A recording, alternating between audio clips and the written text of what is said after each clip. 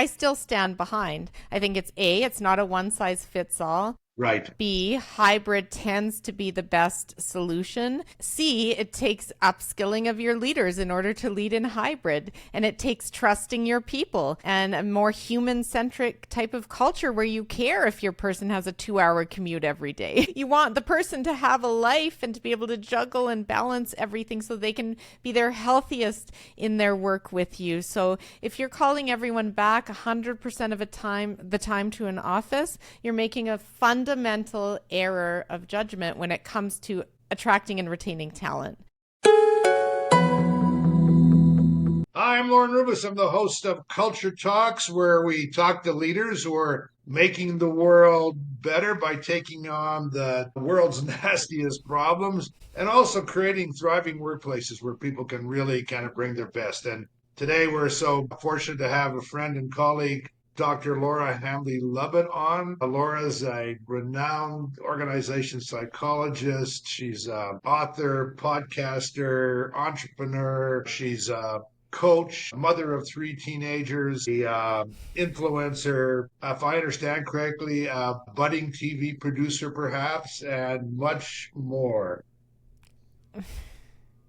So great to have you join us, Laura. Thank you for being part of this conversation. You are a mentor to so many people. Our audience are continuous learners, leaders that are emerging at various points in their career, and I know they're going to just love to hear your insights. And just to kick us off, I asked prompted DeepSeek, what Dr. Laura Hambley Lovett is most admired for. What do you think DeepSeek said about you? Oh my goodness. Wow. Maybe my podcast, Where Work Meets Life? Keep going. My speaking abilities or my ability to inspire people? Well, you're being too modest. I know you don't want to jump in, but let me read a little bit.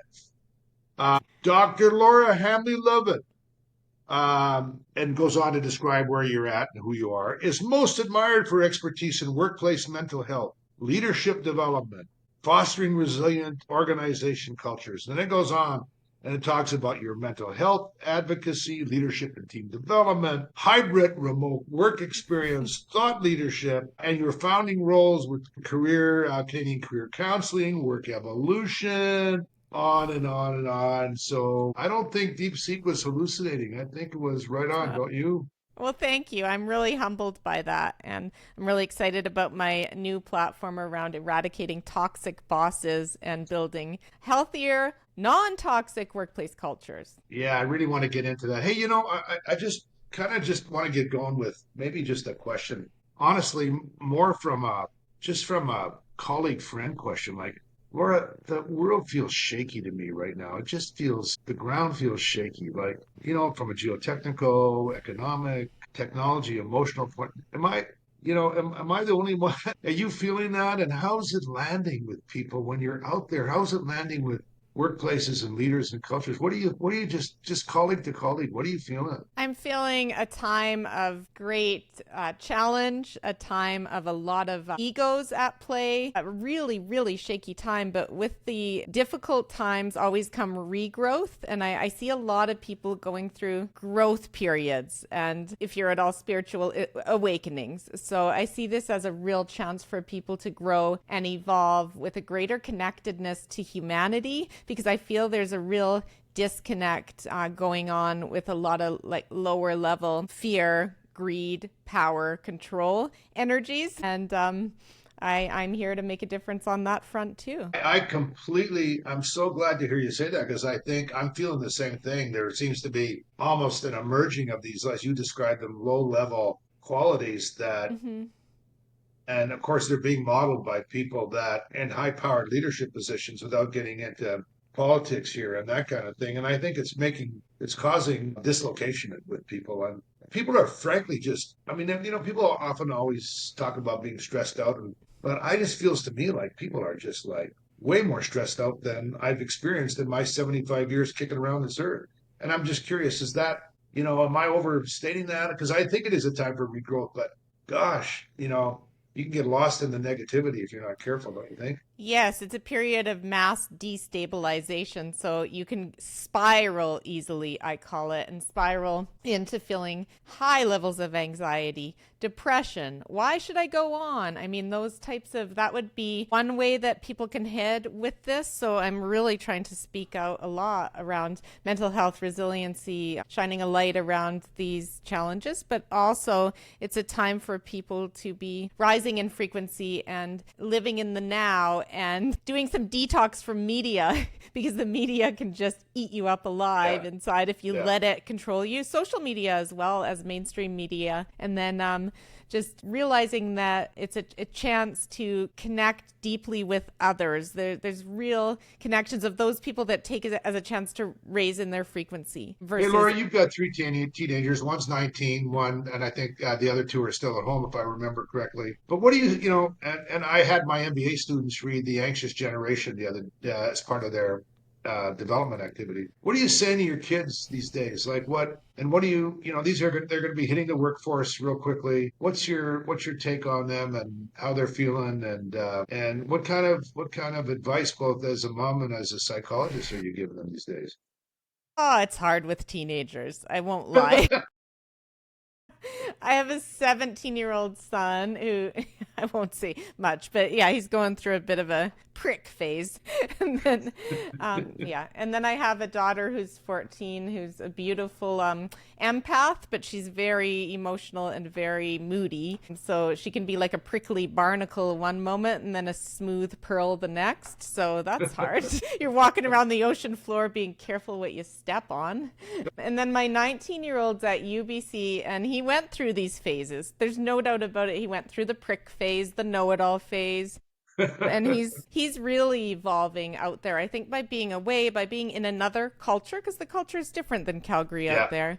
And he's really evolving, and he's really wanting a lot of my mentorship, which I really appreciate being able to give. I mean, I don't know it all, but being able to be a mentor to him is a real gift. Hey, Laura, I think you're familiar a little bit with some of the work that I do and we do, and one of the areas that I talk about around advancing culture is the importance of having great but not perfect leadership. Mm-hmm. And I know you've really dug into that, particularly on toxicity, and there's such insight there. I just listened to your podcast around the three personas that you introduced. I know there are more than the three toxic bosses, and I really encourage you to go to Dr. Laura Live and Where Work Meets Life and listen to this last podcast of yours. It's very insightful. But can you I know people can dig in deeper, and could you highlight those three personas real quickly? But then I want to ask you a question on what the heck to do about it. I'm going to ask from a couple different angles. So and I know you're really doing the research of toxic leaders, but let's dig into those three toxic leaders for a sec. Okay, so you're talking about an episode that came out a while back, which is this the one with the dishonest manipulator, the great divider, and the unethical corrupter, Laura? Yeah, which is great. I mean, I have all of this handy. I have 8 personas. Yeah. I could never say SH as a kid, so I had someone come into the school and train me on SH. Every now and again it slips. It's a neurocircuit somewhere deep in my brain that gets the SH. Anyways, that was hard having an SH coach in elementary school. I can still say the SHIT word though. You get core competence. Exactly. And I want to say I really admire the work that you do, Lorne. You've been a mentor to me, and I've really learned a lot from you, and I'm just honored to be on your show. Thank you. So those three personas, and there are eight of them. But maybe I'll ask the question more. Yeah. When is your book coming out? Hopefully on this year sometime, right? Well, January 13th, 2026. It's a process. All right. It's going through with a publisher in the U.S., and it's going through iterations and stages of editing and formatting. And then I'll have a book on Audible as well. And I'm going to be sharing the title in the coming months. I'm really excited about the title. And I'm really excited about the research behind it, because I've seen more and more toxic workplace cultures and toxic leaders. And running Canada Career Counseling, my team helps thousands of Canadians navigate career and work situations. And it is on the rise. There's no doubt about it. And it's because of those lower frequencies going on, right? Those lower frequencies festering. And then when you have uncertainty, then you have fear, then you have, issues of turf wars and battling for less, and it just breeds toxicity. So, Laura, how do you guide organizations to navigate toxic leadership? Like, when is the choice between develop and remove? Like, leaders ask me that all the time. They know Yeah. that someone is causing some level of dysfunction, that the leader may be a common, we're not perfect every day. But when you've No. got someone who's on a trend in one of these personas that is, frankly, they cross that line into toxicity. When do I choose to develop or to remove? Yeah, no, that's a really, really great point. So, as I was doing the research across North America to understand what are the behaviors of toxic leaders and what are their types, or how do they come across, and what are their impacts? And so I have surveys and studies, etc. But what was a real aha moment for me was the difficult versus toxic boss, because I'd say a lot of bosses fall in the difficult category, and the difficult category is why I've been in the business of leadership development for 25 years. Because there's a lot of bosses that get promoted into being bosses and they're not properly trained, and they may not have great self-insight, and they're fumbling their way through. So they may struggle with communication, delegation. They may, not be the best to work for. They're frustrating, but you can learn how to manage them. You can learn how to work with them, and they're not ill intent.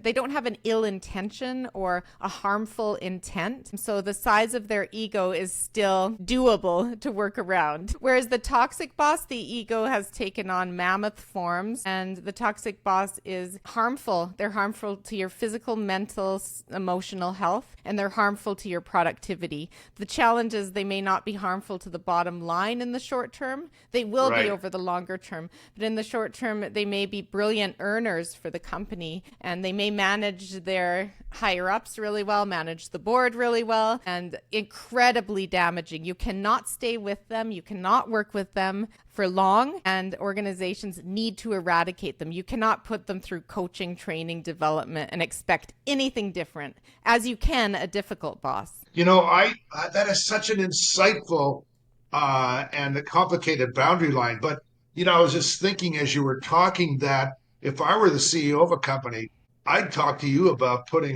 having your survey go out there around and having every single person in my organization evaluate their bosses against these particular categories, because the evidence is there's a boundary where you cross from difficult to being toxic. I think if I had that data and you were across the boundary of toxicity, I think eradicate's not too wrong of a word. You've got to move those people out, even if they're bringing you great numbers but the damage is just so much.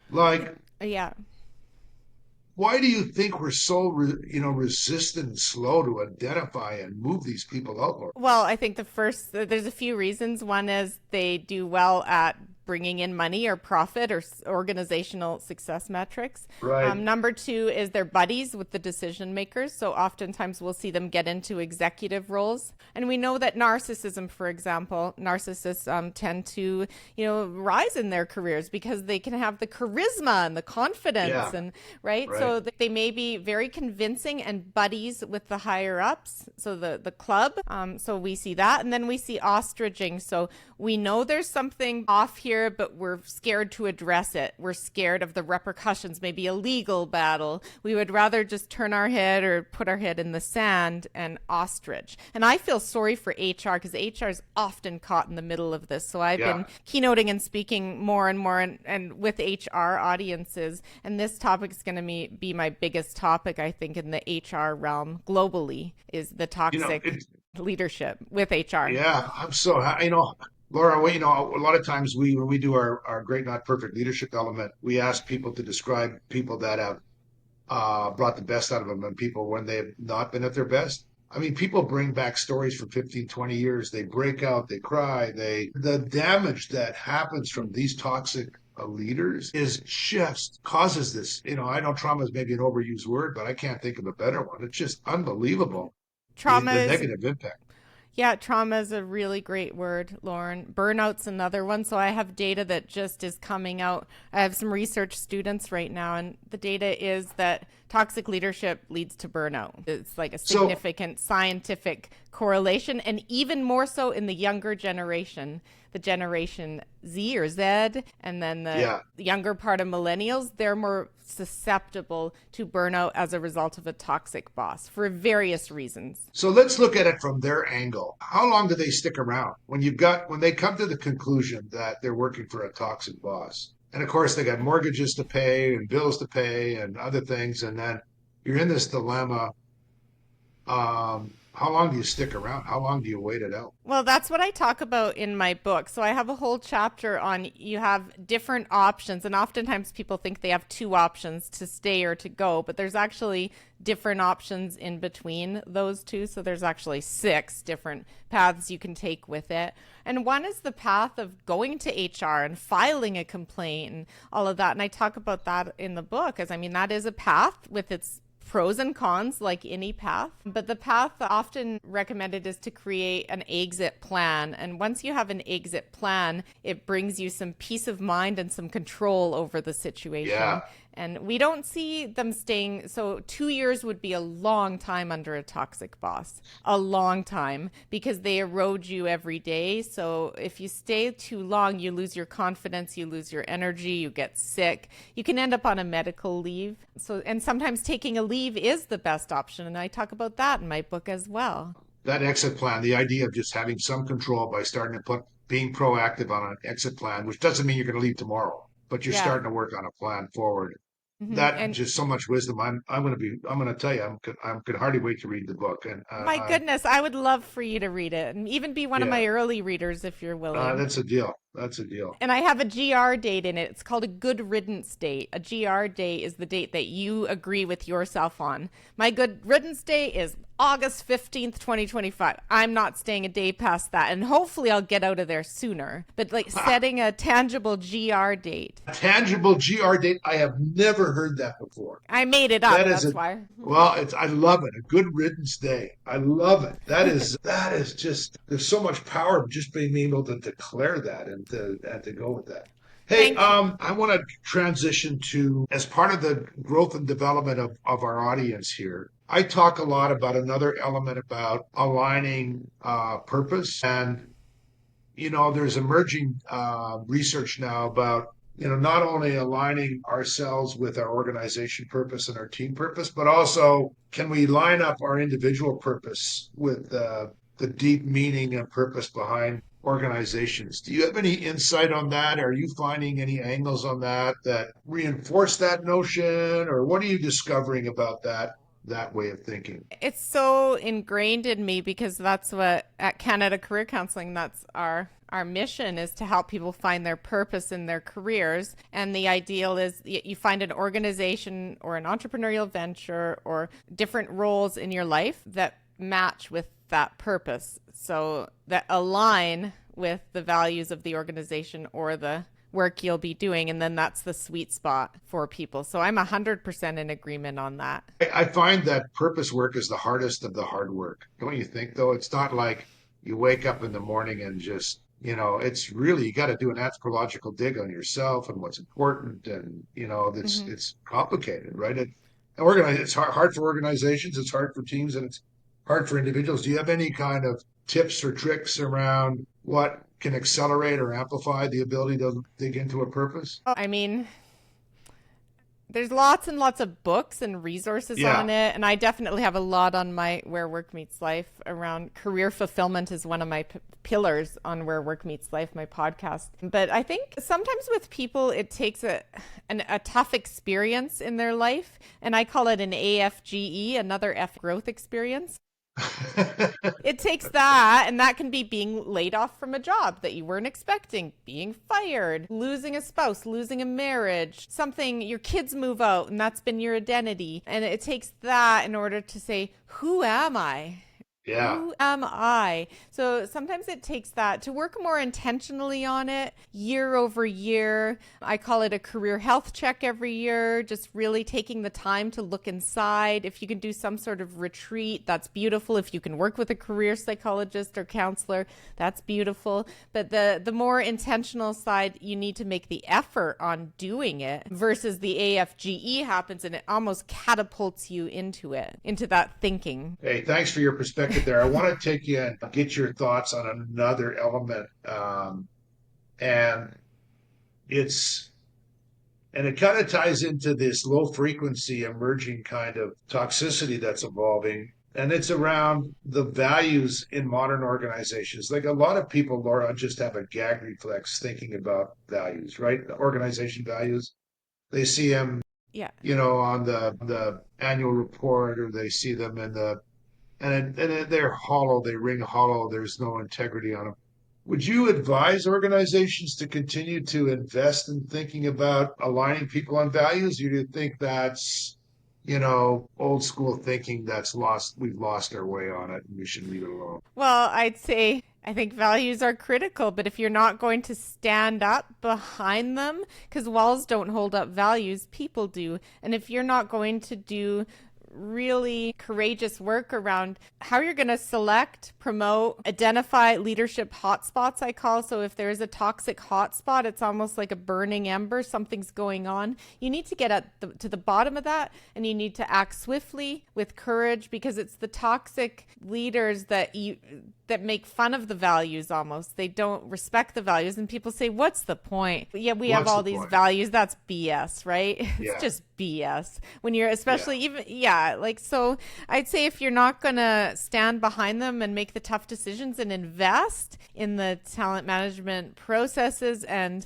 take the time and have HR around your executive table, not just as, administrators, you're going to have HR around your executive table. If you're not going to do that, don't even bother with values. Just have your values as we value profit. Done. Yeah. Yeah. No, it's an interesting question because I'm seeing a lot of integrity issues kind of evolve around for example, the conflict around DEI that's emerged, right? Where, and most human beings that I know are in favor of diversity, are in favor of equity, in favor of inclusion, in favor of belonging. But of course, there's this political kind of, I don't know what you would call it, kind of, regression on the notion of DEI. And I think people are talking about not using that language anymore, taking it off the table. How are you advising? If I was a CEO and I'm going, well, what the hell do I do about this? Because, the federal government in the U.S. doesn't want me to I can't apply for, I can't get a contract if I've got D in my organization. So, how do I navigate Oh my goodness. I mean, that? I'm actually attending a session on it to learn more myself, right? Because I don't consider myself an expert, and I'm really saddened by all of what's happening. I think it's just a pendulum swing that's just, so Yeah. rapid and black and white thinking. I'm never a fan of black and white thinking, but I think you can still have the values and the processes around it without necessarily having that exact language. But I think it's about valuing people and valuing diverse people and respect and those things. I still think those are very much needed. And I see too many organizations. I see it as 4 Ps: purpose, people, planet, and profit. I've just been using this the last few weeks. The 4 Ps, and I think a lot of organizations, it's the only the 1 P, profit. Yeah. And I see in the States, I see, what about planet? Just forget about that. Okay, well, Mother Earth's not going to like that. And then Okay. and I'm a huge fan of the Canadian energy industry, for example. I'm a huge advocate of our clean energy production, etc. But we have to do it carefully and with respect for the planet. And what I see is, if you don't respect the planet, that's really terrible, terrible karma. Secondly, if you don't respect the people and treat people well, that's terrible. And then if you don't have a purpose behind it besides profit, then that's not good either. You're not going to retain younger generations doing that. So I just see the 1 P is getting way too much attention, and there's all kinds of repercussions. Would you agree with that? I completely agree with that. And, and I think, there's been a little bit of this retrograde because I'm very clear with people. No results equals no job, right? We need to have, I know you're an entrepreneur. I'm a big fan of profitability. Me too. And I know you are, and I'm a fan of it with the and people and planet and purpose. And it's an and when it's like we get into these zero sum, I'm going to take it from you at all costs. That's what real business is, quote, real, and you've got this behavior that is, I just completely regressive. It just absolutely, I find it so disappointing.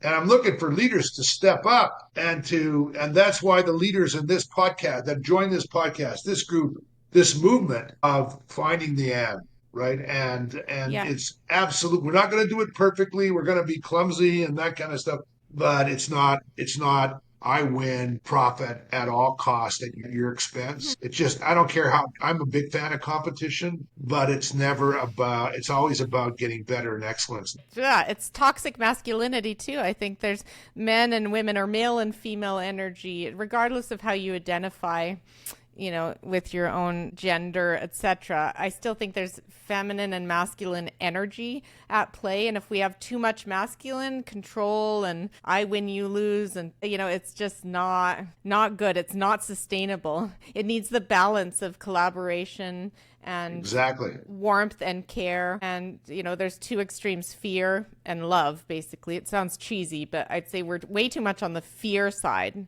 right now as a city. And it's affecting us up here in Canada for sure. I see it around me constantly. And in there, I have so many friends in the US, and I hate to label everyone's the same. No, they're not. I mean, there's a lot of people who are struggling with the whole fear-based scenario.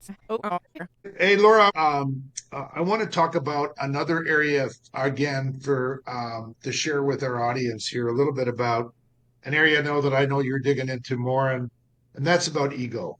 Like, my kids have heard me say this, when I've made like most humans, I've made a lot of mistakes in my life, but oftentimes if my ego gets carried away, that's been at the center of when I've, not been at my best. And what's your insight around leaders for their development so that they can better understand the role of ego and how the role it plays in their personal development? What guidance do you give there? We all have an ego, and I see it on a continuum. So we have an ego because it's part of who we are as humans, but it's when the ego goes too far along the continuum and we lead with the ego that is the problem, of course. I did a couple of podcast episodes with Cy Wakeman, and her book No Ego is behind me for those who can see this on YouTube. But she's a mentor of mine, and she's done a lot of research on drama in the workplace and ego, and I recommend the podcasts we've done around that, her book, No Ego, but it just does a good job of describing it. But in my book, one of my 8 personas of a toxic boss is the self-serving egomaniac, because that is where they are all about themselves. And I'm sure some of you listening can relate to working for this type of boss where it's me, and the only way to work with them is to help them and elevate them, and they are not going to be there for you unless it helps them. Yeah. Yeah, I really think it's worth investing in. So I'd encourage people to. I heard you mention that in another podcast you were doing, and I'm definitely going to read that book and follow her. It's important work, and I'd encourage leaders in their development path to really kind of dig into a little bit around being more self-aware on ego, because ego's pretty sneaky. All of a sudden, be chirping on your shoulder and giving you guidance that maybe not be most helpful. In the Yeah. same spirit, I was talking with just because I was just part of teaching there, Nancy Coleman, who's the dean of continuing education at Harvard, and we were talking about the future of work. And I know you're really interested in the future of work. And Dr. Coleman was saying that micro stacking learning is really, really taking off, and so that's not necessarily saying that people shouldn't do, degreed activities and, big investments in that way. But the end with that is that lifelong learning is going to involve this micro credentialing going on continuously. If you were to be meeting with a leader and you were to stack 4 or 5 micro credentialed skills or insights, and I know it's unique to every person, but if you were going to just do it generically, Laura, around saying you had minimum micro stack on these basic leadership insights, what would they be? Oh my goodness. That's really, really interesting that you say that because I speak a lot about the dark side of leadership, but I've been trying to balance it a bit with how to be a great leader because I Yeah. could get too much it gets you kind of cynical eventually, and I don't want to be cynical. But I would say great leaders, authenticity. So, around how can you develop your authenticity would be a really good area to focus on. I would say another one would be active listening. I see that as one of the greatest deficits in today's leaders. So Active listening. it's so crazy because we don't learn authenticity. Like, where do you learn authenticity and active listening really? Like, I mean, it doesn't happen typically in our formal education, right? Hmm. So okay, keep going. What would you add to because I love both of those in the stack. So the authenticity stack, the active listening stack. What else is in my core learning stack? Empathy. So, but the challenge with empathy is if you don't have it, much of it, it's hard to train on. But I think that it's a continuum situation as well. So if you lack empathy completely, then you'll be in one of my personas of a toxic boss for sure. So, and I got the narcissist and sociopath in there too in the model. But I would say most of us may we have some empathy, but it may be buried or we may have learned to contain it because in the corporate world, empathy is too soft and fluffy and it's all about results. And no, it's about results and people. It's a balancing act. So I Yeah. would say empathy, appreciation along with it, how you can show genuine appreciation. And then along with it, how you can give the difficult feedback, the constructive feedback, the courageous conversations, whatever you Yeah. want to call that Yeah. element. That's another huge one. Yeah, and we've been talking about those for throughout my whole career, and it's never going to stop. We just need to continue to invest in it. And it's not like every generation we've got that covered. We've got it done. Like, no, No. we got to continue to work at it. I know. I often say the conversation is a relationship, and the relationship is the conversation is one of the most daunting phrases I've ever heard because that's it, right? That tells you where you're at, and wow, that's a lot of work. Just to kind of wrap up. So excited about your emerging work on toxic leadership. There's going to be so much to learn from that, but also like the work you're doing additionally, like you say, on the other side around developing great leaders and helping organization cultures. One final piece on this constant debate about remote. I know you're an expert on it. I'm a CEO. I got pressured. Andy Jassy from Amazon and Morgan Stanley, everybody get back into the office. And, I'm down at the club and my fellow CEOs are calling me weak because I've got hybrid and I'm not getting everybody back in. Give me give some advice on this. I following the data for 20 years, doing research, speaking on it all over the world and being at the forefront of the thought leadership around it, I still stand behind. I think it's not a one size fits all. Right. B, hybrid tends to be the best solution. C, it takes upskilling of your leaders in order to lead in hybrid. And it takes trusting your people and a more human centric type of culture where you care if your person has a 2 hour commute every day. You want the person to have a life and to be able to juggle and balance everything so they can be their healthiest in their work with you. So if you're calling everyone back 100% of the time to an office, you're making a fundamental error of judgment when it comes to attracting and retaining talent. And it may not hit you right now because it's an employer's market right now, but when it'll hit you is the future, when we got people saying, I want to work for a flexible organization that trusts me. And the younger generations will absolutely be saying that. And women will absolutely be saying that. There's an article that came out this week in the Globe and Mail that I was in around this exact topic. You know what? I'm just a perfect close. I feel so strongly. You and I are so aligned on this as we are with most things, and that's such a great message to these emerging leaders. Upskill yourself around being able to allow for this. It's not a one size all. and you will come out and being human centered and still get Hmm. the 4 P's: profit, planet, purpose, and people. Hmm. Thank you, Laura. I really appreciate you joining the show. Can hardly wait to see you in person again. And thanks again for everything. And do you want any kind of thing? Do you want to just give a couple of shout outs to a couple of your podcasts and stuff just for our listeners? Would love that. So it's drlaura.live is my website where you'll find the podcast as well as my blogs, etc. And I would say the speaking is something I love to do. So I'm always looking for speaking gigs. Love to come to the States, by the way. I would say Canada Career Counseling is one of my brands I'm really proud of. We have a team of 28 across the country that Wow. do great work. Yeah, so we go coast to coast and we have amazing career psychologists, psychotherapists, and clinical counselors that help people navigate life and work because they're intertwined. Your career and your life as a human are intertwined, and people can run it through their insurance and benefits up here in Canada, but we do help people in the States as well. That's great. Okay, look at Stephen Jobs said, "Put a ping in the universe," and you are doing that, Laura. Uh, Thanks so much. Talk to you soon and see you Thank soon, you. hopefully. Bye for now. Thanks for having me. Bye, Yes, Lauren. bye. Take care.